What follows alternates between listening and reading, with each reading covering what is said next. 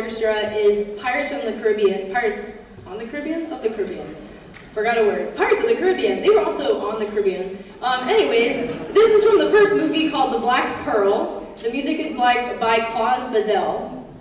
And I was in high school when this movie came out, and I remember sitting and watching it in the theater, just enthralled by it, but mostly I was super into the music, and I ran to my orchestra teacher the next day, and I was like, we have to play this music! And she was like, it's not published yet, calm down.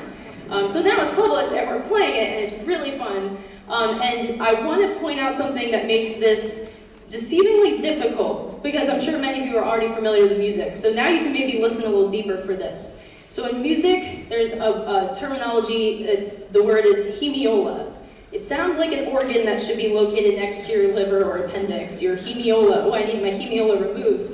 No, what it means in music is when you have at one point some people in the ensemble playing, I'm simplifying this, some people playing the rhythm like in groups of 2, while other people at the same time are playing rhythms in groups of 3. So you have these, this sense that it doesn't line up, but it does line up. So a good example to listen for is the very beginning of the piece. So the time signature is 12/8, which means there's 12 eighth notes in a bar.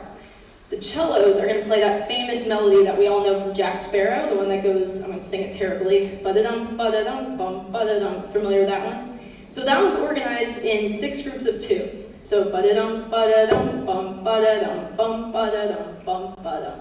While they're doing that, the rest of the orchestra is playing patterns in 4 groups of 3.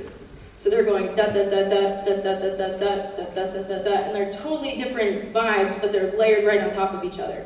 I think the composer of the soundtrack did that on purpose, because what it does, it makes the Jack Sparrow theme purposely feel like it doesn't line up with the rest of the world.